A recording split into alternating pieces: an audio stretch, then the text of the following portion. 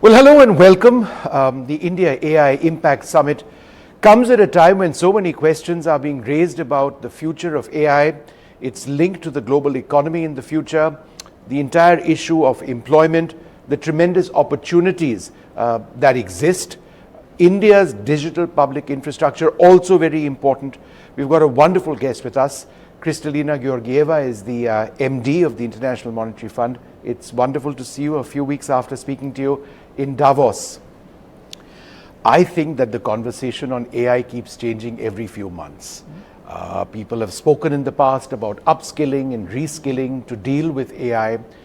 But I personally believe that there would be a big change in the global workflow across industries. Would you agree?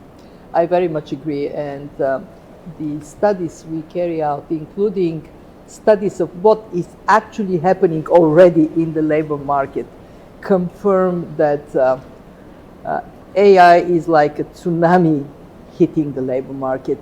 The size of impact we estimate to be 40% of the workforce globally, either jobs enhanced or eliminated or transformed significantly. In the advanced economies, this percentage goes up to 60%. And when we study in local environment what is happening, we find a fascinating story. 1 in 10 jobs now require AI skills, 1 or more, and it pays more. When people have more money in their pocket, in the local economy, they spend more on services, and that creates demand for low-skilled jobs. Who gets squeezed? Those in the middle.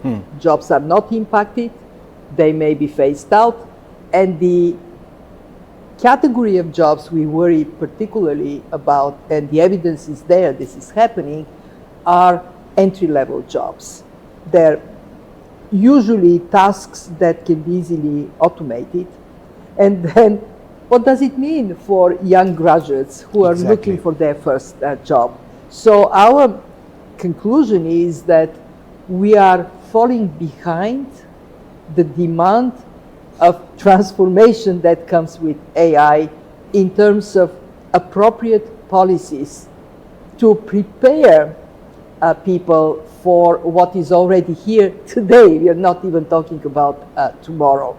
So here at this summit, I find it to be so timely because it brings attention to the speed of transformation and also the risk that this transformation can leave people and countries behind.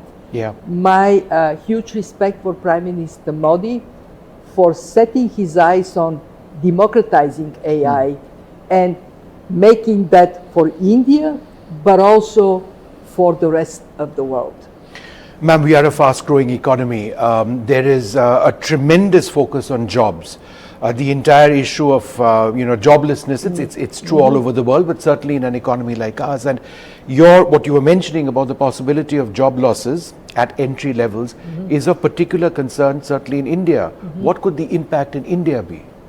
What I look at the Indian economy, what goes well for you is that India has undertaken very deep structural reforms in tax, and that is a reform that integrates the economy of India in labor markets, making India more competitive, more prepared for this world of AI when there has to be flexibility in how you deploy your skills. And very sound financial conditions. The banking sector is sound, the corporate sector is sound, that creates an environment for more investments. India signing agreements with UK, with the EU, now an agreement with US, also integrates itself in global supply chains, in the global economy. And that is how you buffer against the risk. When you have high growth, then all other things equal, you have more jobs, even if it is on a reduced rate, per 1% growth, you still have that job creation. And when you are integrated in the world, you have a much better chance to withstand the impact of AI transformation. Above all, what India is doing is to create opportunities for everyone. The public digital infrastructure, the digital ID. This is so beneficial for India. As an outsider, I look at India today, and India that I visited 10, 15 years ago, it is a different country. Very dynamic, very open for economic opportunities. Yet, the government needs to think about reforming education for the AI economy. That is to say, not so much learn specific skills, but learn to learn. And be more flexible in deploying these skills, be more open, but also recognize that with AI, the world of services is going to expand. Remember what I said, you have more money, then you spend more, and that means more jobs in restaurants, in sport, in entertainment.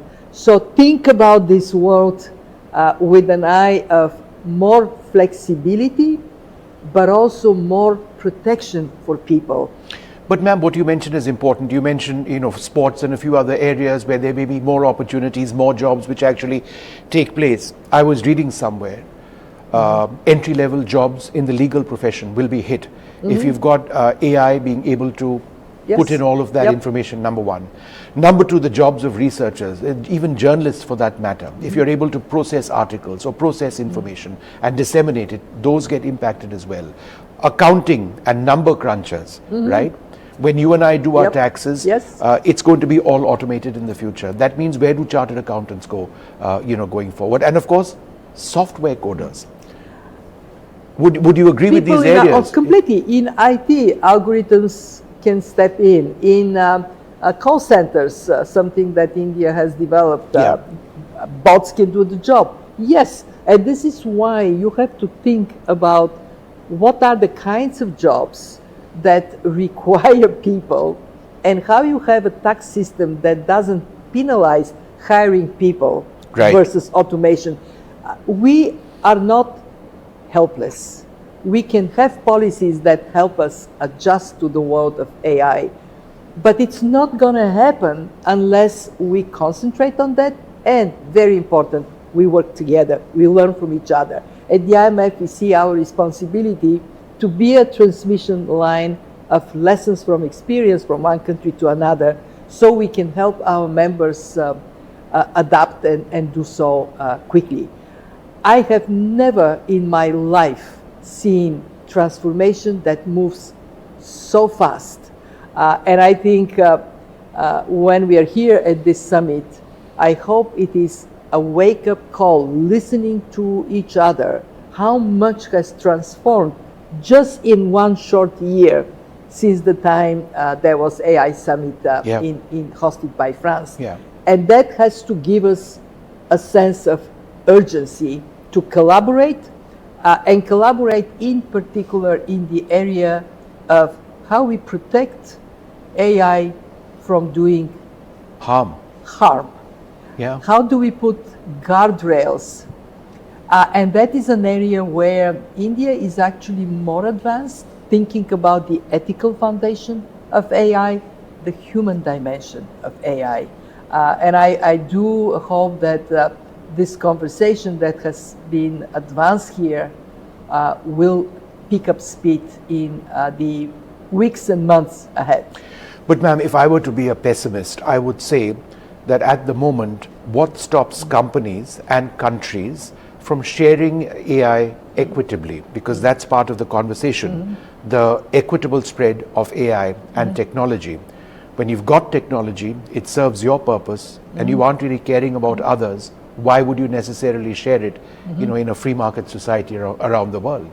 Why would, for example, companies in China, which also are leaders in AI, want to share whatever it is that they're doing with others? So we can talk over here, but will people listen? And you're absolutely right. We are in a new world. This is a multipolar world. And we need to recognize that in multipolar world, we have to make more efforts to bring humanity together. To answer your question, what do we do?